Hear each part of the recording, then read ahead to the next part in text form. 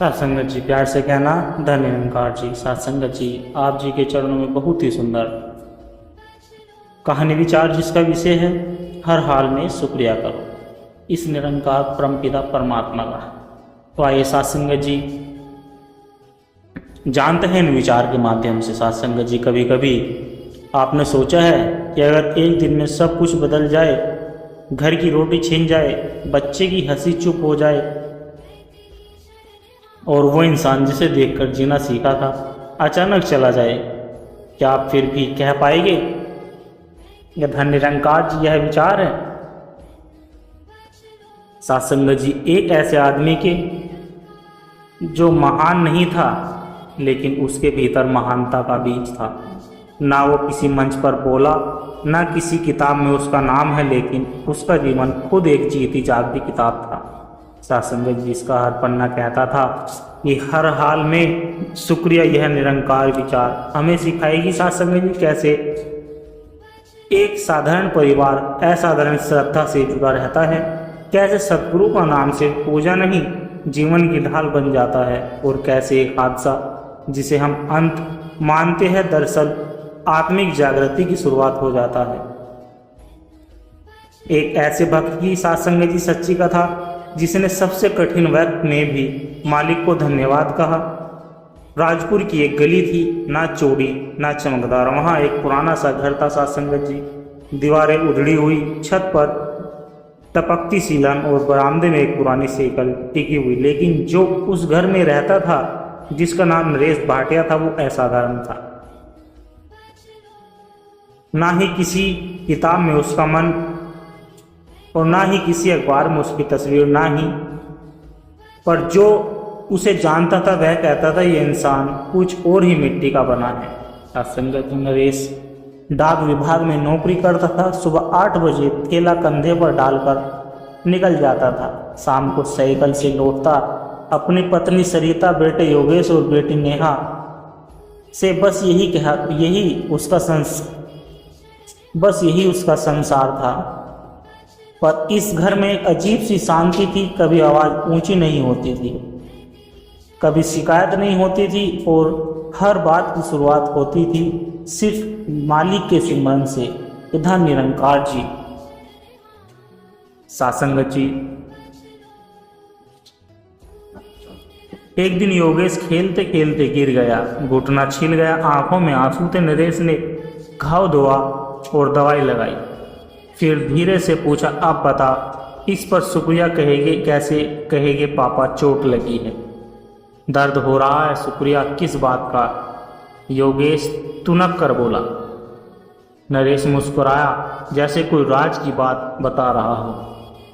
सत्संगत जी, शुक्रिया इसलिए कि सिर नहीं फटा, शुक्रिया पैर नहीं टूटा, और सबसे बड़ा शुक्रिया तू गिरा लेकिन उठा भी खुद। उस दिन योगेश ने पहली बार सीखा कि शुक्रिया सिर्फ अच्छे वक्त में नहीं कहा जाता, बल्कि बुरे वक्त में कहने से ही असली वक्त पैदा होता है। सत्संगत जी, घर में टीवी नहीं था लेकिन भजन चलता था। रसोई में सब्जी कम होती, पर सरिता मुस्कुराकर कहती कि आज मालिक ने स्वाद नहीं संयम सिखाया है। पढ़ाई के लिए नए कपड़े नहीं मिलते तो योगेश कहता कि कोई बात नहीं, मन साफ है, यही असली पोशाक है। सत्संगत जी, रविवार को सत्संग जाना घर का त्योहार होता, जैसे किसी राजा के दरबार में जाने की तैयारी हो। सत्संगत जी आता था, रोता भी था, लेकिन अकेले वो भी इंसान था।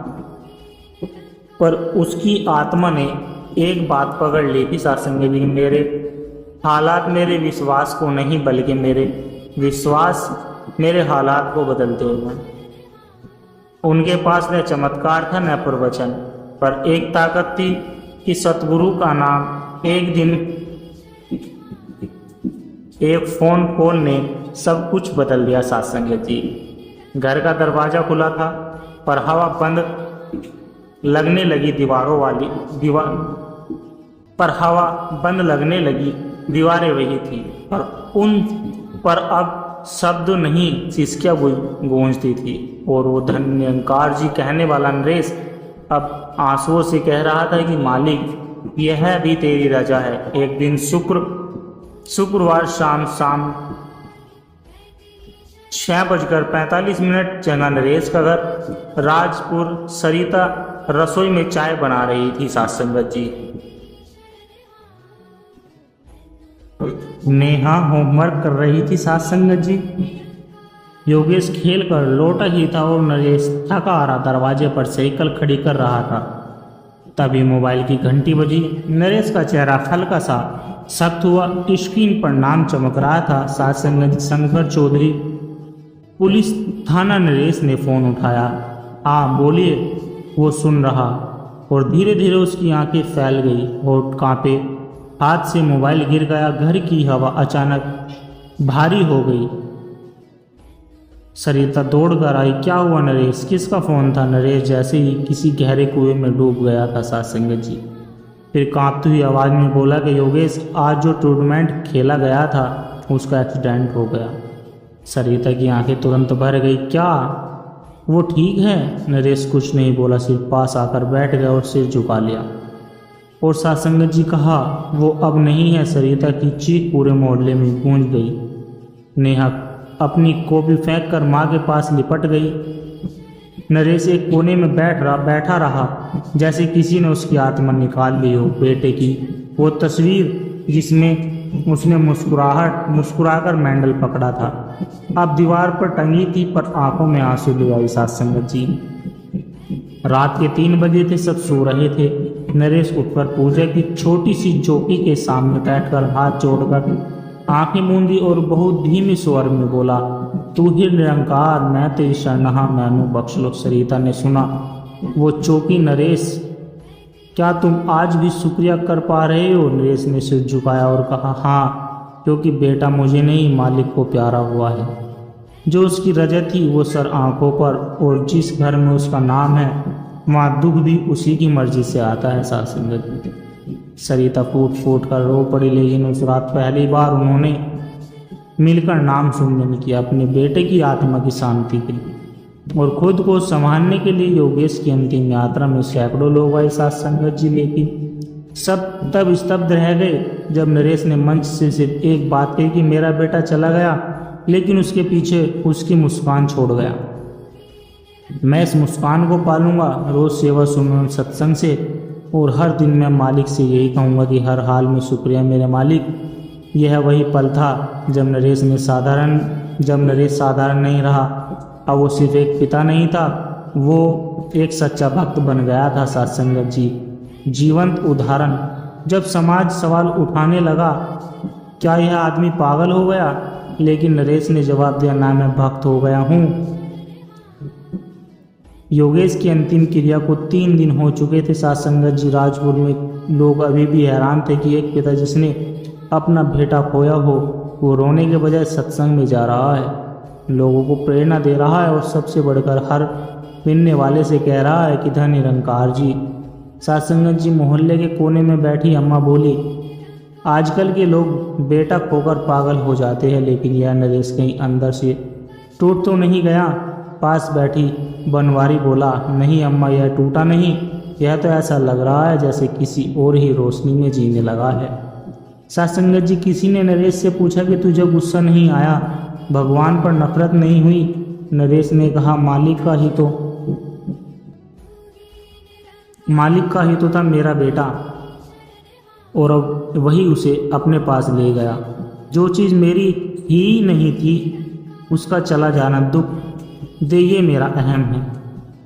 आस्था नहीं, मुझे दुख है, पर उससे बड़ा मेरा शुक्रिया है। योगेश के चले जाने के बाद पहला रविवार था, जब सब सोच रहे थे नरेश नहीं आएगा आज। लेकिन ठीक 9 बजे नरेश, सरिता और नेहा तीनों सत्संग भवन पहुंचे। सर पर सफ़ेद चादर, हाथ में रुमाल और आंखों में अजीब सी शांति।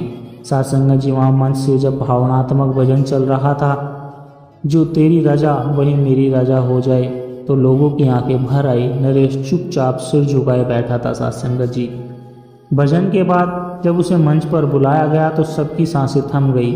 महापुरुषों, मैंने अपना बेटा खोया है, यह सच है, लेकिन मैंने खुद को होने नहीं दिया। यह सद्गुरु की कृपा है। दुख को पकड़कर बैठने वाला भक्त नहीं बनता, मालिक की रजा को सर पर लेने वाला ही सच्चा भक्त बनता है। साथ संगति, अगर मेरा धन निरंकार जी केवल अच्छे वक्त तक ही सीमित हो तो वह श्रद्धा नहीं, सौदा है। पर मेरा विश्वास सौदे वाला नहीं है साथ संगत जी, वो प्रेम वाला है जो हर हाल में शुक्रिया कहता है। भवन तालियों से नहीं आंसुओं से भर गया। जब तक विश्वास सिर्फ लोग लाभ के लिए हो वह डगमगा जाता है साथ संगत जी, पर जब विश्वास रिश्तों की तरह हो तो वे अंधेरे में भी दीपक बन जाता है। साथ संगत जी, नरेश की कहानी सिर्फ उसके घर तक सीमित नहीं रही, उसके जीवन की शांति और समर्पण धीरे धीरे लोगों के दिलों में उतरने लगी साथ संगत जी। पर जब विश्वास रिश्तों की तरह हो तो वह अंधेरे में भी दीपक बन जाता है। साथ संगत जी, नरेश की कहानी सिर्फ उसके घर तक सीमित नहीं, उसके जीवन की शांति और समर्पण धीरे धीरे लोगों के दिलों में उतरने लगी थी। पर सबसे अनोखा बदलाव वहाँ आया जब कोई उम्मीद नहीं करता था। नाम था जिसका नाम था विक्रम, उम्र 22 साल, कभी स्कूल का होशियार लड़का, पर अब मोबाइल चोरी, बाइक लूट और शराब पीकर मोहल्ले में गाली गलौज। उसके माता पिता थक चुके थे, पुलिस भी जानती थी कि विक्रम है तो झंझट है। एक दिन उसकी माँ जो अक्सर रोती रहती थी नरेश के साथ सत्संग में आई साथ संगत जी। वहाँ भजन चल रहा था कि नाम से मन का अंधकार मिटे, और घर जाकर बोली, बेटा एक बार मेरे साथ। जिस आदमी ने अपना बेटा खोया वो आज भी मालिक का शुक्रिया अदा करता है, तू एक बार उसका सामना कर। विक्रम झल्ला गया, गाली दी लेकिन फिर हार गया। विक्रम सत्संग भवन गया, चेहरे पर झलझलाहट, आंखों में चिढ़। नरेश ने दूर से उसे देखा और कहा, मुस्कुराकर पास बुलाया, विक्रम तू आया, बहुत अच्छा किया। तू किसी गलती से बुरा नहीं बन गया, तू बस नाम से दूर हो गया। साथ संगत जी, पास आ जा, बदल जाएगा। विक्रम ने कोई जवाब नहीं दिया। साथ संगत जी बस चुपचाप बैठ गया। भजन गूंजा, हर हाल में शुक्रिया, और मन से नरेश बोला, बेटा मैंने बेटा खोया है पर विश्वास नहीं, क्योंकि मालिक की रजा ही असली दुआ है। साथ संगत जी, विक्रम का दिल यह सुनकर कांप गया। उसने नीचे देखा और पहली बार अपने गालों पर गर्म आंसू फिसले। उसके गालों पर गर्म आंसू फिसले। विक्रम ने माँ से कहा कि माँ, वो आदमी पागल नहीं है, वो भक्त है, और मैं अब से चोरी नहीं करूँगा। अब मेरी हर सुबह मालिक के नाम से शुरू होगी। उसने अपने दोस्तों के साथ बैठकर बोतलें फोड़ी, लेकिन शराब की नहीं आदतों की। जब नरेश को यह सब पता चला उसने कहा, मेरा बेटा चला गया, लेकिन अगर मेरी अवस्था किसी और के बेटे को लौटा सके तो यह मेरी सबसे बड़ा शुक्रिया है। साथ संगत जी, सच्ची श्रद्धा सिर्फ खुद को नहीं दूसरों को भी बदलती है। अगर कोई मन से गिरा हुआ भी हो सतगुरु की कृपा से उठ सकता है। साथ संगत जी, नरेश जी डाकघर में काम करता था, वहाँ का पोस्ट मास्टर भी था। पोस्ट मास्टर था श्री आनंद मेहरा, पद में ऊंचा, वेतन में मोटा और व्यवहार में अक्सर कठोर। साथ संगत जी, वह नरेश की श्रद्धा और सरलता का मजाक उड़ाता था। बोलता था कि अरे भाटिया जी, जरा धरती पर भी उतरा करो, हर वक्त धन निरंकार जी, धन निरंकार जी। आप जैसे लोग ही तो कर्म से भागते हैं। नरेश बस मुस्कुराया और कहा कि सर, मैं कर्म से नहीं भागता, मैं हर कर्म को मालिक की सेवा समझता हूँ। साथ संगत जी, एक दिन ऑफिस में खबर आई कि सर को ब्रेन ट्यूमर हो गया। हर कोई चुप। अचानक तेज अफसर अब एक मरीज बन गया था। इलाज शुरू हुआ, बड़े अस्पताल, बड़े डॉक्टर, लेकिन बीमारी बढ़ती गई। आनंद मेहरा रोज घर में अकेला बैठा चुपचाप। तब उसे याद आया कि वो भाटिया। उसने पत्नी से कहा कि एक आदमी है जो बेटा खोकर भी मुस्कुराता है। मैं उसका मजाक उड़ाता था, लेकिन आज उसी की ज़रूरत है। वो नरेश के घर पहुंचा, आंखें सम से झुकी। नरेश ने दरवाज़ा खोला और बिना कुछ कहे मेहरा साहब को गले लगाया। साथ संगत जी, मेहरा रांधे गले से, मुझे माफ़ कर दो, गले लगे और बोले, मुझे माफ़ कर दो नरेश जी, जब आपके बेटे की खबर सुनी थी तब भी मैं सोचता था यह दिखावा है, मजबूरी है, लेकिन अब जब खुद बारी आई मुझे समझ में आया कि मजबूरी नहीं, यह तो मजबूती है। नरेश धीरे से बोला, भाई साहब बीमारी शरीर की है या सोच की है, दोनों का इलाज नाम में है। डॉक्टर आपको दवा देंगे लेकिन ध्यान, सिमरन और सद्गुरु का विश्वास आपको हिम्मत देगा। सत्संगत जी मेहरा साहब ने पहली बार सत्संग में भाग लिया, पहली बार किसी भजन में आंखें नम हुई, पहली बार उन्होंने दिल से कहा कि धन निरंकार जी।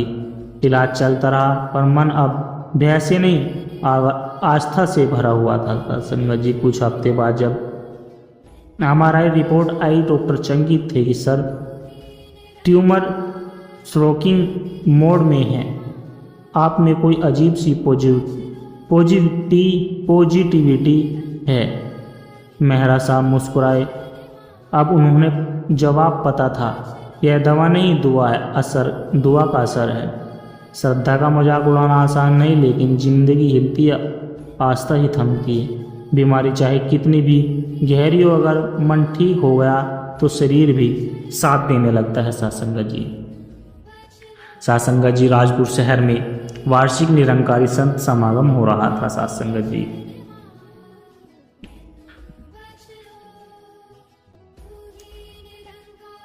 देश भर से श्रद्धालु आए, मुख्य अतिथियों में साधु, सेवा दल और कई विशिष्ट प्रचारक आए थे।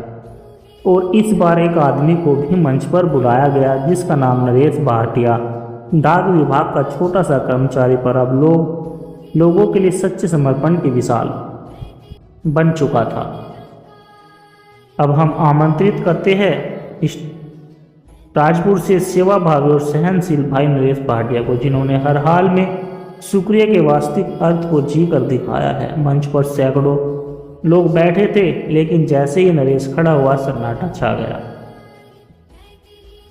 सत्संगत जी उसके चेहरे पर कोई बड़ा भाषण देने वाला उत्साह नहीं था, बल्कि एक गहरी विनम्रता और आंखों में अवस्था की चमक। सतगुरु महाराज जी की जय में कोई प्रवचन करता नहीं हूँ मैं, और ना ही कोई बड़ा ज्ञानी हूँ, बस एक छोटा सा भक्त हूँ जिसने अपने बेटे की चिंता को आग दी और फिर भी कहा कि धन निरंकार जी। चिता को आग दी और फिर भी कहा कि धन निरंकार जी। पूरा भवन एकदम शांत।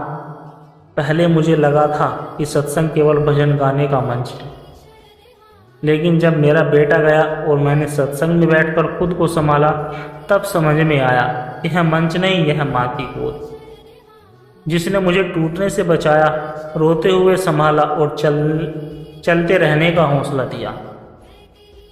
सत्संगत जी नरेश ने जेब से एक पुरानी तस्वीर निकाली, योगेश की मुस्कुराती हुई तस्वीर, और दिखाई, बोला यह मेरा बेटा है। जब गया तो लगा अब कुछ नहीं बचा, पर सद्गुरु की कृपा ने बताया जो गया वो मालिक का था, जो बचा वो भी मालिक का है, और जो होगा वो भी मालिक की रजा से ही होगा।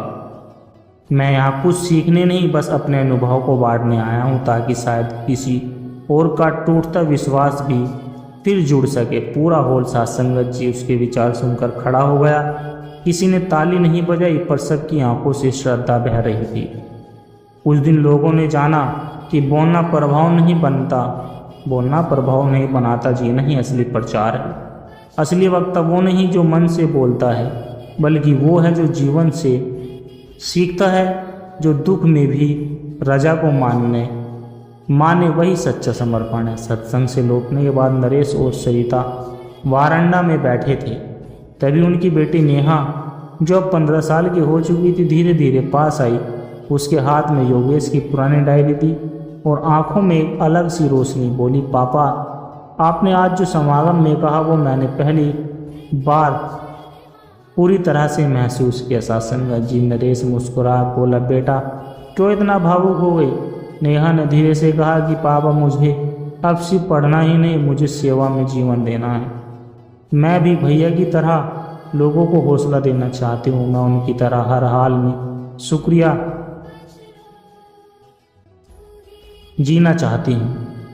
सत्संगत जी सरिता की आंखें भर आई, पर इस बार वो आंसू दुख के नहीं थे।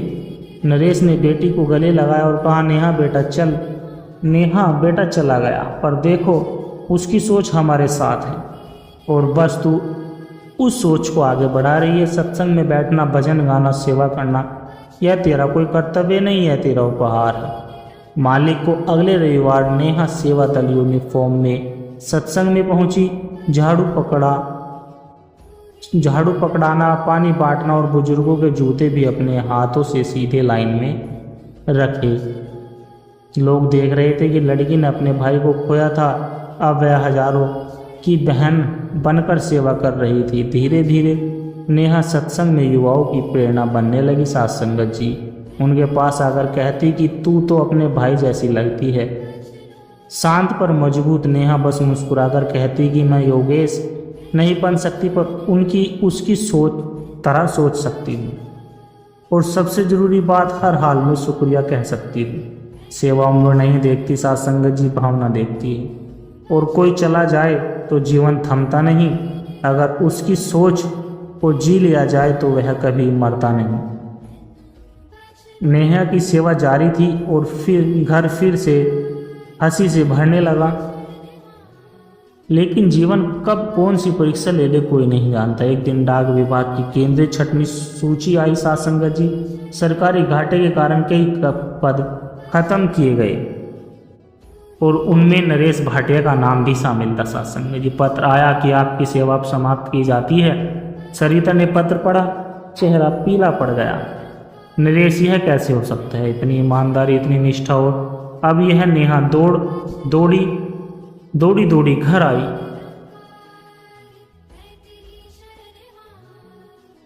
घर में एक बार फिर खामोशी की आहट थी, लेकिन नेहा ने चुपचाप कमरे में गई, वर्दी उतारी, उसे ठीक से मोड़ा, फिर नाम की माला उठाई और कहा कि आज भी मालिक की रजा है, शायद अब मेरी सेवा इस मेज से नहीं कहीं और से होनी। सरिता ने पूछा, क्या होगा अब?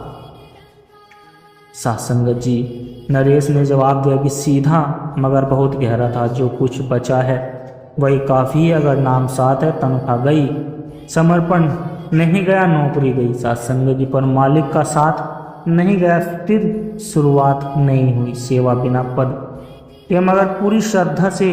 अब नरेश हर सुबह मोहल्ले के मंदिर, सत्संग भवन और बीमार लोगों के घर जाता, दवाइयाँ देता, छोटे छोटे काम करता, बिना पैसों के, बिना पहचान के। लोग पूछते कि भाई अब तो नौकरी भी नहीं है, फिर भी इतना शांत कैसे हो?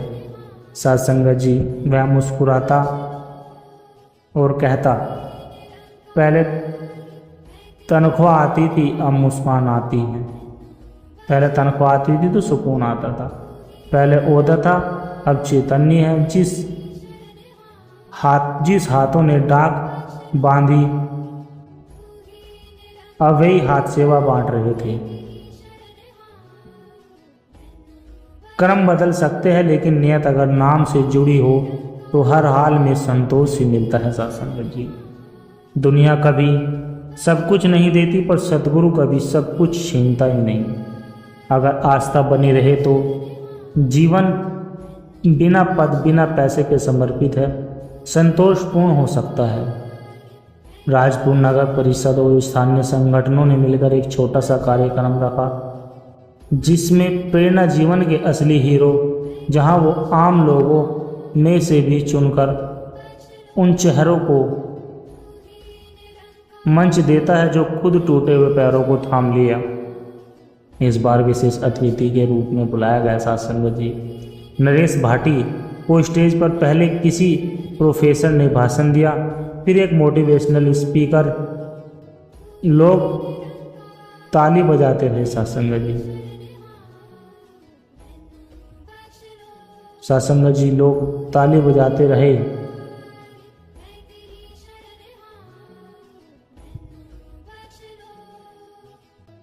वो इंसान जो शब्दों में नहीं, अपने जीवन से लोगों को प्रेरणा देता है, वो जिसने अपना बेटा खोया, नौकरी छोड़ी, पर विश्वास नहीं खोया। तो आइए साथ संगत जी स्वागत करें श्री नरेश भाटिया जी को। पूरा हॉल शांत, नरेश मंच पर। साथ संगत जी नरेश मंच पर आया,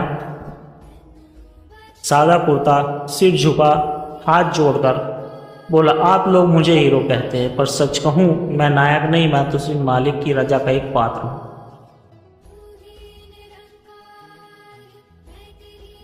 मेरे साथ जो हुआ वो किसी फिल्म जैसी कहानी नहीं थी, यह तो मेरे सतगुरु की सिखाई हुई श्रद्धा का परिणाम है।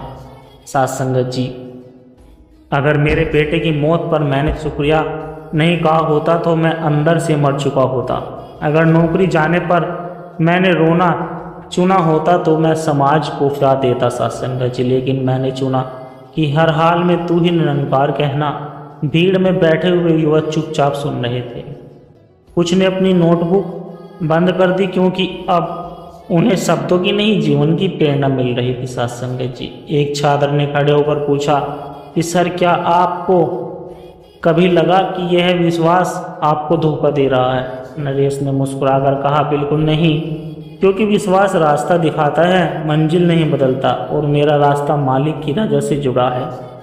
वहाँ कोई धोखा नहीं, बस देर से मिलने वाला समझता है। मुझे दुख मिला साथ संगत जी, मुझे दुख मिला, पर बदले में सच्चा समर्पण मिला, और आज जो कुछ भी हूँ वो मेरी हिम्मत की वजह से नहीं, मेरे मालिक की रजा को सिर झुकाकर अपनाने की वजह से हूँ।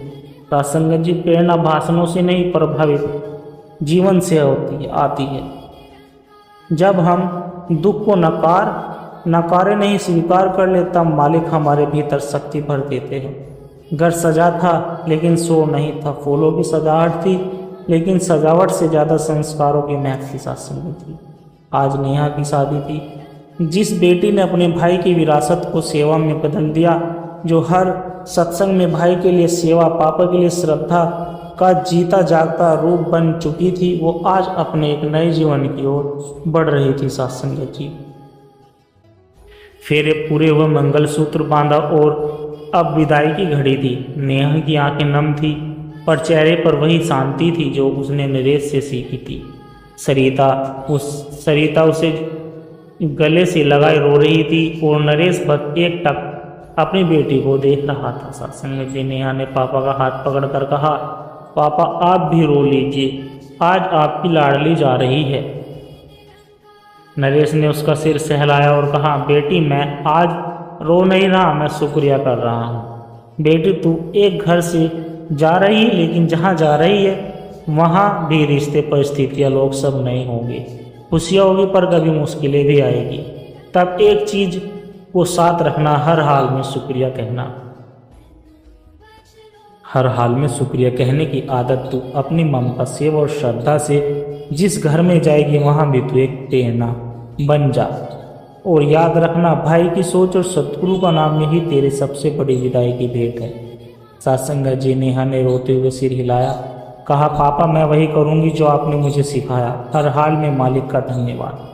नेहा की कार चली और पीछे रह गया एक परिवार, जिसने खोया बहुत कुछ पर पाया उससे भी ज़्यादा विश्वास, समर्पण और रजा को स्वीकार करने की शक्ति। साथ संगत जी, यह कहानी नहीं, एक ऐसे जीवन का उदाहरण है जिसने सिखाया कि सच्चा समर्पण वो नहीं जो मंच पर दिखे, बल्कि वो है जो अंदर से टूट कर भी रजा को गले लगाए। जिसने हमें सिखाया कि दुख रुक नहीं सकता पर विश्वास डगमगाना नहीं चाहिए, और जिसने हर हाल में धन निरंकार जी कहा। साथ संगत जी, इस विचार ने आपके मन को थोड़ा भी छुआ हो तो इसे अपने जीवन में जीने की कोशिश जरूर कीजिए, क्योंकि हर हाल में शुक्रिया केवल शब्द नहीं, एक जीवन दर्शन है। साथ संगत जी, दास के द्वारा कहे गए कहानी विचार यदि आप जी को अच्छे लगे हो तो वीडियो को लाइक करें, शेयर करें, और कमेंट बॉक्स में साथ संगत जी धन निरंकार जी लिखे और अपने विचार साझा जरूर करें। और साथ संगत जी, दास को आशीर्वाद दे, हर रोज आप जी के चरणों में ऐसे ही प्रेरणादायक कहानी विचार लेकर आता रहूं। साथ संगत जी, प्यार से कहना, धन निरंकार जी।